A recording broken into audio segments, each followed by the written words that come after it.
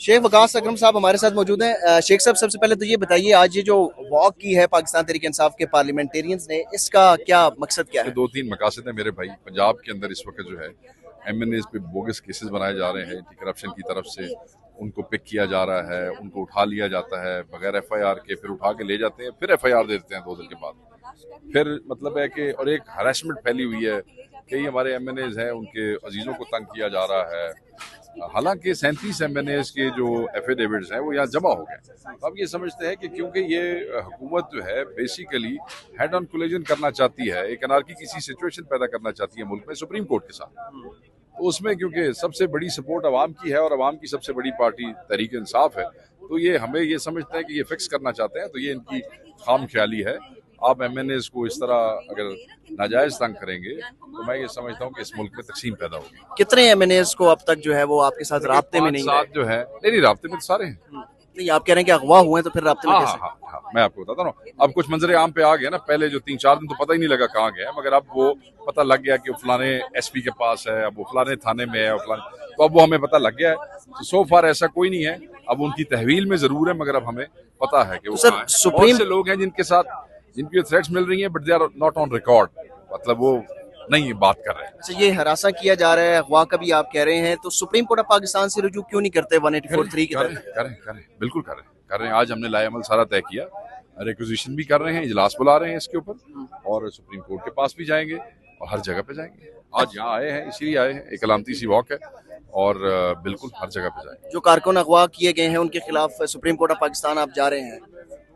जो एमएनए अगवा किए गए, कारकुनों के जो अगवा किए गए, उनके तो मुकदमा चल रहे हैं और वो हम लड़ रहे हैं, पार्टी के वकला सारे, हम भी जाते हैं पेशियों पे उनकी सपोर्ट के लिए। अच्छा, कुछ एमएनएस को पैसों की भी ऑफर हुई है? मेरे इल्म में नहीं है अभी तक, मुझे किसी ने बताया नहीं, और मैं ऐसी को सनसनी नहीं फैलाना चाहता। इमरान खान के साथ जो आज तक खड़ा है मेरे भाई, वो पैसों पे जाएगा?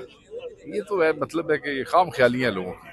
आप ये देखें लोग क्या क्या ड्रामे कर रहे थे, फॉरवर्ड ब्लॉक बन जाएगा, तकसीम हो जाएगी, टींग हो जाएगा, फलान। लोगों ने अपने प्रोग्राम बेचने के लिए पिछले 6 दिन वो तमाशे किए हैं कि एंकर्स के मुंह देखने वाले थे, कईयों के, मैं सबकी नहीं कर रहा, बहुत अच्छे अच्छे लोग भी हैं बीच में, मगर तुसी वेखो 41 ਦੇ ਵਿੱਚੋਂ 37 आ गए जे, 3 जो है वो ऑन द वे है, यानी कि वो दुबई से हमारा एक दोस्त आ रहा है एमएनए, वो अपने साथ उनके लेके आ रहा है, उन्होंने वहां एम्बेसी से बनवा लिए। तो ऑलमोस्ट ये तो 99.9 नहीं 100% पूरे हो गए। कितने गए फॉरवर्ड ब्लॉक थे, कितने गई कहानियां सारियां। सर, आप लोग एडहॉक जजेस की मुखालफत क्यों कर रहे हैं? वो तो जेर इल्तवा मुकदमात खत्म करने के लिए आ रहे हैं। नहीं, सुबह तारड़ जो है वो करता है प्रेस कॉन्फ्रेंस, तो शामी वो नोटिफिकेशन हो जाता है। यार सानू तुसीं बच्चा समझाया जे, जो भुट्टो साहब का केस का फैसला होया सी, वो भी एक एडहॉक जज ही सी जिसने सारे केस का टिल्ट जो था वो एक तरफ कर दिया था। तो आप क्या समझते हैं कि वो कहते हैं हम रिव्यू में जा रहे हैं, वो कहते हैं हम आर्टिकल 6 मूव करने लगे हैं, तो नाल ही शामी जनाब 4 जजेस का एडहॉक का फैसला हो जाता है। सानू मतलब पंजाबी कहते चबला होना सानू।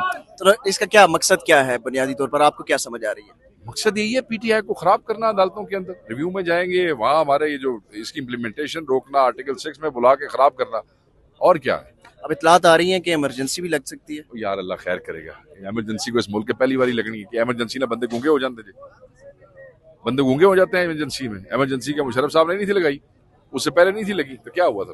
तो छो एमरजेंसियां, कोई फर्क नहीं पैदा। आप एमरजेंसी की बात करें, इस मुल्क में मार्शल लॉ नहीं लगते रहे, तो फिर क्या उसके बाद सियासी कुव्वतें रुकती नहीं?